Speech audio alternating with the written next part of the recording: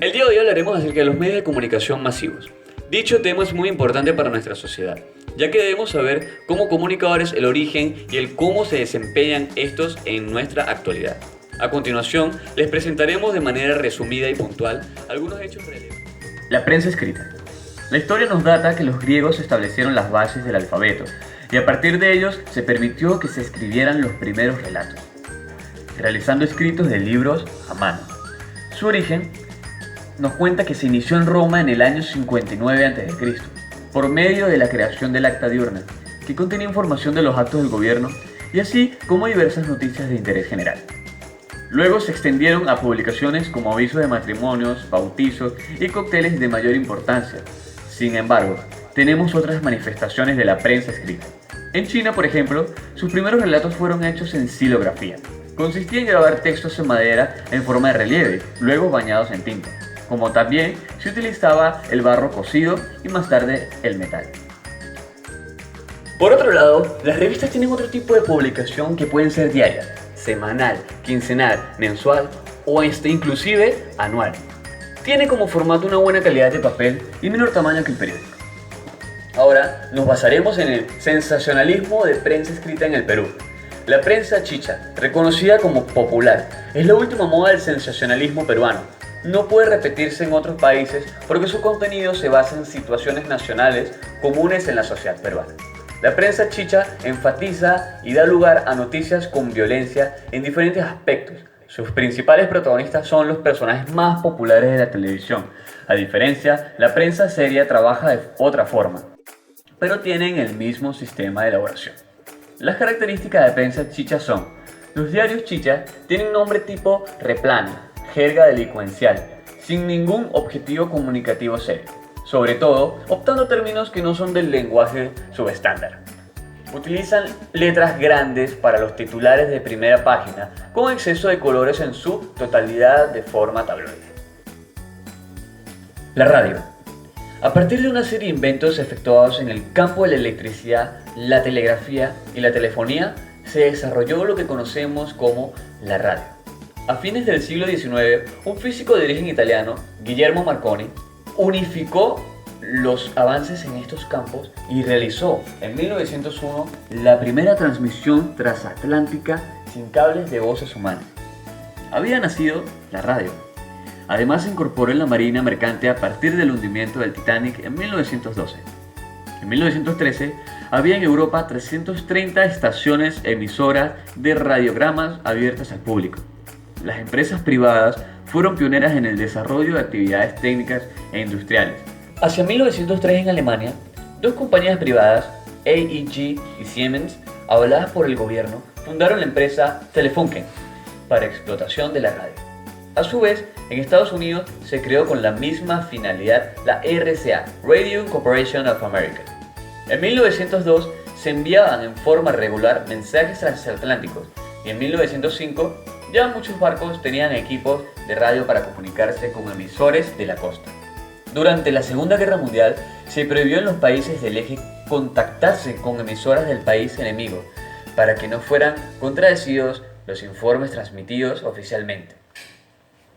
Según la longitud de onda, las emisoras transmiten en AM, amplitud modulada, o FM, frecuencia modulada, en dos bandas distintas del transmisor. En esas bandas hay estaciones que se dedican a pasar todo tipo de música o noticias. El cine fue oficialmente inaugurado el 28 de diciembre de 1895 en París, como un espectáculo, fecha en la que los hermanos Lumière proyectaron públicamente la salida de obreros de una fábrica francesa en Lyon, la demolición de un muro, la llegada de un tren y un barco saliendo del puerto. El éxito de este invento fue inmediato, no solo en Francia, sino también en toda Europa y América del Norte. En un año los hermanos Lumière crearon más de 500 películas, marcadas por la ausencia de actores y los decorados naturales, la brevedad, la ausencia de montaje y la posición fija de la cámara. Pero los espectadores acabaron aburriéndose por lo monótono de las tomas. Y fue George Méliès quien profundizó por primera vez en el hecho de contar historias ficticias y quien comenzó a desarrollar las nuevas técnicas cinematográficas, sobre todo en 1902 con Viaje a la Luna y en 1904 con Viaje a través de lo imposible. aplicando la técnica teatral ante la cámara y creando los primeros efectos especiales y la ciencia ficción. A partir de entonces la cinematografía no hizo más que mejorar y surgieron grandes directores como lo son Ernst Lubitsch, Alfred Hitchcock, Fritz Lang o Charles Chaplin, que mantuvieron en constante evolución la técnica hasta que en 1927 se estrena la primera película con sonido, El cantante de jazz, a partir de la cual el cine tal y como se conocía dejó de existir y se impusieron guiones más complejos, personajes que la época muda había creado. Fue en ese mismo año 1927 cuando la Paramount Pictures crea la técnica cinematográfica conocida como doblaje. Al cabo de los años, la técnica permitió la incorporación del color, llegando en 1935 con la Feria de las Vanidades, de Ruben Mullian Unke. Artísticamente consiguió su máxima plenitud en 1939, con lo que el viento se llevó. El cine mudo. Suele hablarse del cine mudo de la época silente o muda, y esto no es del todo exacto, aunque es cierto que las proyecciones no podían por sí mismas sino mostrar imágenes en movimiento sin sonido alguno. Pero las proyecciones en las salas iban acompañadas de la música tocada por un pianista o una pequeña orquesta, y además comentada por la voz, imprescindible figura que hacía posible que multitudes analfabetas o inmigrantes desconocedores del idioma entendieran la película. Además, las productoras se encargaban para sus películas más prestigiosas, con lo que al cine ya solo le faltaba hablar, pero se tenía ya la concepción de una obra creada entre la imagen y el sonido. El cine mudo, en realidad, mudo del todo, no era. El cinematógrafo fue creada por los hermanos Louis y Augustin Lumière. Este invento era a la vez cámara, copiadora y proyector. Produjeron con éxito una serie de cortometrajes de tipo documental, en las que mostraban varios elementos en movimientos, tales como olas rompiendo en la orilla del mar, obreros saliendo de una fábrica, como ya habíamos hablado anteriormente. Las películas se distribuyen en distintos géneros: drama, acción, comedia, terror, erotismo, románticas. La televisión es un sistema para la transmisión y recepción de imágenes y sonido a distancia que simulan movimiento, el cual emplea un mecanismo de difusión. Este sistema de comunicación fue inventado en 1926 por John Logie Baird. En 1928 se comercializó la primera televisión en Estados Unidos, Rusia y Reino Unido. Era un aparato mecánico que se basaba en los discos de Paul Nipkow, creados a final del siglo XIX. Se vendían en un precio de 18 libras, pero este sistema duró poco y fue reemplazado por los tubos de rayos catódicos o tubo de Brown por Joseph John Thomson.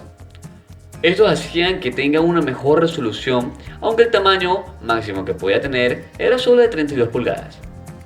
En 1931, Vladimir Forkin, luego de visitar los laboratorios de Philo Taylor Farnsworth, desarrolló el captor electrónico que tanto se esperaba, el iconoscopio, dado el inicio de la cámara para la televisión. Este tubo electrónico permitió el abandono de todos los demás sistemas que se veían utilizando con sus modificaciones hasta la irrupción de los captadores de CCDs al final en el siglo XX. El Internet es una red de comunicación que interconecta computadoras entre sí y que nos brinda una diversidad de servicios y recursos, como por ejemplo el acceso a plataformas digitales. Su historia se remonta a los años 60, cuando una agencia de investigación llamada ARPA desea darle un uso diferente a las computadoras para investigación científica y académicas. En Estados Unidos, esta red fue llamada ARPANET y fueron instalados como proyecto de investigación militar. En 1969, ARPANET realiza su primera conexión a través de todo el país. Su evolución. En 1972, el señor Ray Tomlinson crea el correo electrónico. Luego se logra la primera conexión internacional que contaba solo con 2.000 usuarios. Así, en 1974 se da forma a lo que hoy llamamos Internet, pensada para tener control de la transmisión que permitiera enviar información.